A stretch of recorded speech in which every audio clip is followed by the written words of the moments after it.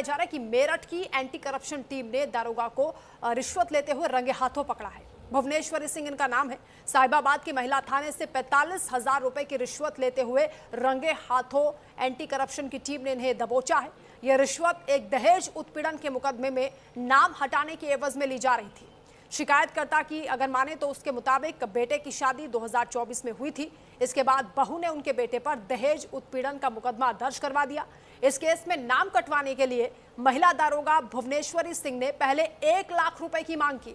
इसके बाद बातचीत हुई और यह रकम घटाकर 50,000 रुपए कर दी गई। उसके बाद 45,000 रुपए फाइनल डील हुई। पीड़ित ने इसकी शिकायत मेरठ की एंटी करप्शन यूनिट से की और उसके बाद एंटी करप्शन टीम ने दारोगा को रंगे हाथों गिरफ्तार कर लिया है और फिलहाल इस पूरे मामले की जांच पड़ताल में जुट गई है।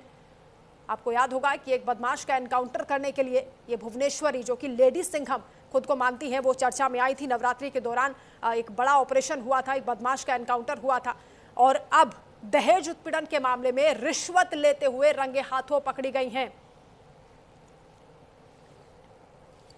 गाजियाबाद में एक बार फिर खाकी पर दाग लगे। गाजियाबाद थाना साहिबाबाद परिसर में महिला रिपोर्टिंग चौकी है, जिस पर तैनात भुवनेश्वरी देवी को 45,000 रुपए की रिश्वत लेते हुए गिरफ्तार किया है। एंटी करप्शन की जो गाड़ी है यहाँ इस समय खड़ी हुई है और अंदर कार्रवाई चल रही है। हमारे साथ में पीड़ित भी है, उनसे भी बातचीत करेंगे कि आखिर क्या वजह थी, किस चीज के पैसे लिए थे और ये वही चौकी है जहाँ पर ये महिला दरोगा तैनात थी।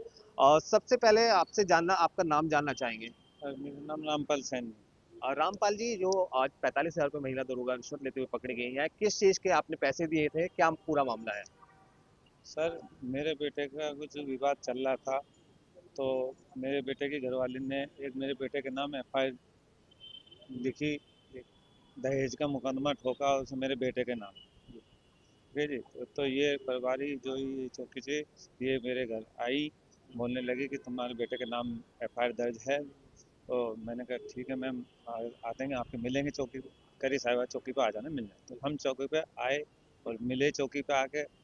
तो फिर कुछ मतलब ऐसे ही चलते रही इन्हें हमारी बातचीत, मतलब जो है कुछ नहीं कहा उस टाइम तो इन्होंने।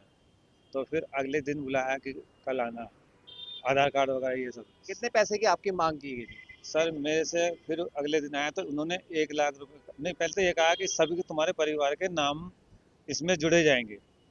मैंने कहा मैडम क्यों? कहने लगे कि नुको जो बोल के गई है इसलिए जोड़ेंगे। तो मैंने कहा दिखा तो दो क्यों जोड़ रहे हो, मेरे बच्चों का नाम क्यों जोड़ रहे हो, मेरी बेटा बेटी और परिवार का मतलब जिसकी शादी होगी उसके अभी सबका नाम क्यों जोड़ना चाह रहे हैं? तो कहने लगे नहीं नहीं जुड़ेगा जब वो बोले। तो मैंने कहा मैम ऐसे नाम मत जोड़ो, जो बेटे के नाम है तो बेटे को चाहे तुम बंद कर दो उठा के।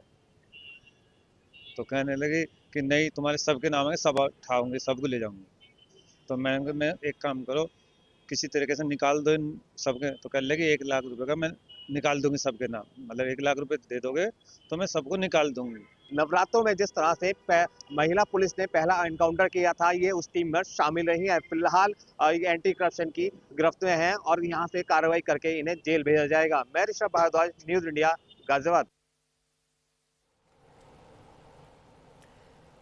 तो लेडी सिंघम, जो कि एक बदमाश के एनकाउंटर के बाद सुर्खियों में आई थी, अब रिश्वत के मामले में पकड़ी गई हैं। एंटी करप्शन टीम ने उन्हें रंगे हाथों पकड़ लिया है। 45,000 की रिश्वत उन्होंने मांगी थी। पीड़ित का ये कहना है कि उन्होंने शुरुआत में 1 लाख रुपए की मांग की थी, लेकिन उसके बाद ये डील होते होते उन्होंने कहा कि पैसे हमारे पास कम है, तो 45,000 में डील हुई और रिश्वत लेते हुए दारोगा रंगे हाथों पकड़ी गई हैं।